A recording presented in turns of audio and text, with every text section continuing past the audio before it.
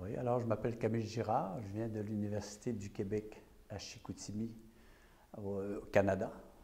Et mes recherches actuelles, présentement, dans le fond, je réfléchis sur les questions de métissage à l'intérieur du Québec à partir des Premières Nations, d'une réflexion sur les peuples autochtones. Parce que les Indiens du Canada, de par la loi des Indiens, reconnaissent les hommes autochtones, puis les hommes autochtones qui marient des femmes québécoises, ou des femmes qui ne sont pas autochtones. Les femmes québécoises devenaient autochtones, mais une femme autochtone qui mariait un Québécois, eh bien, ces femmes-là, les frères et les sœurs de même famille, perdaient leur statut autochtone. Et il y a toute donc cette frange, ce 50%, je dirais, de la population qui n'a pas de statut autochtone et qui vit, si vous voulez, un petit peu sans statut. Hein? Donc, ça serait des migrants sans loi, sans droit. Et à partir d'un groupe qui existe depuis les années 70, qui s'appelle l'Alliance autochtone du Québec, ce groupe est composé de 50 locaux à l'échelle du Québec, 50 communautés, et regroupe 20 000 personnes, en excluant les familles. Eh bien, avec l'organisation de l'Alliance autochtone, on a eu accès à leurs données, et à partir de ces données, on est en train de réfléchir et d'analyser ces données-là sur un plan spatial, en identifiant les nations autochtones. Donc, on recompose les 11 nations autochtones du Québec à partir, dans le fond, d'un métissage obligé ou d'une exclusion obligée, et on sort des réserves. En fait, c'est toute la sortie de la réserve, et ça nous montre la mobilité des peuples autochtones, quoique les lois, en effet. Autrement dit, les lois ont comme imposé 11 des petits territoires de réserve, où les Autochtones étaient comme dans des prisons ouvertes. Et dans le fond, dans la vraie vie, les peuples autochtones ont bougé, les gens ont bougé. Puis dans ces dynamiques de migration interne, bien, on retrouve par exemple que les Montagnais qui sont au Saguenay-Lac-Saint-Jean, eh bien on en retrouve partout au Québec. Les Hurons qui ne sont qu'à Québec, on les retrouve partout sur le territoire du Québec. Les Micmacs qui sont dans le sud du Québec, on les retrouve dans le nord du Québec. Et pourquoi? Qu'est-ce qui explique ça dans le fond?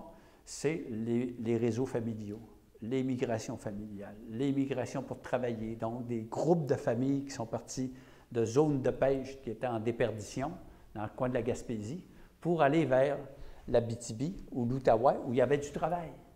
Et là, c'est des mouvements de familles qui se sont déplacés d'un territoire à l'intérieur du Québec vers d'autres régions, comme on fait dans le fond tous les Québécois, les Québécois de la Gaspésie qui sont allés à Montréal pour travailler. Donc, on s'inscrit dans des mouvements de migration tout à fait normaux, mais là, autour des nations autochtones, bien, ça devient intéressant de voir que, par exemple, les Micmacs, que nous, à cause des réserves, on enferme dans des territoires originaux, originarios, hein, sont sur beaucoup de territoires, ils sont un peu partout sur le territoire du Québec. Et ça, c'est fascinant sur un plan de la recherche. L'autre recherche que je suis en train de mener, c'est dans le contexte de la reconnaissance des réserves, il existe une des 11 nations qui s'appelle les Malécites.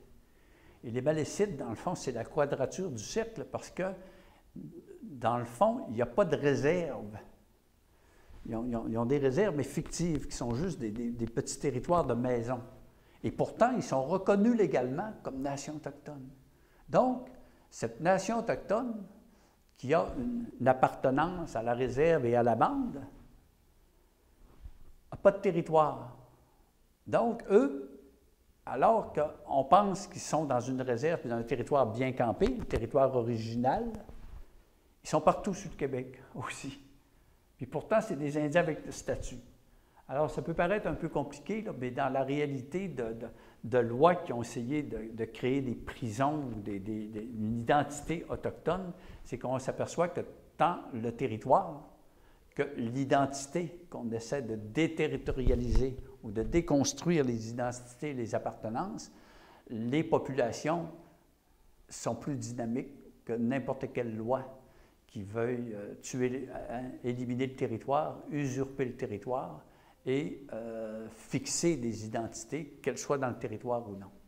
Et dans ce sens-là, c'est les réflexions là, sur lesquelles je travaille présentement, et aussi beaucoup avec le Mexique, sur un plan international, à travers des écoles doctorales qu'on organise au Mexique, puis de l'accompagnement de nos étudiants dans ces voyages internationaux, préparation des colloques, traduction en espagnol, accompagnement des étudiants pour s'assurer qu'ils fassent des voyages intéressants en sécurité, des stages souvent au Mexique, espérons peut-être un séjour aussi au Brésil.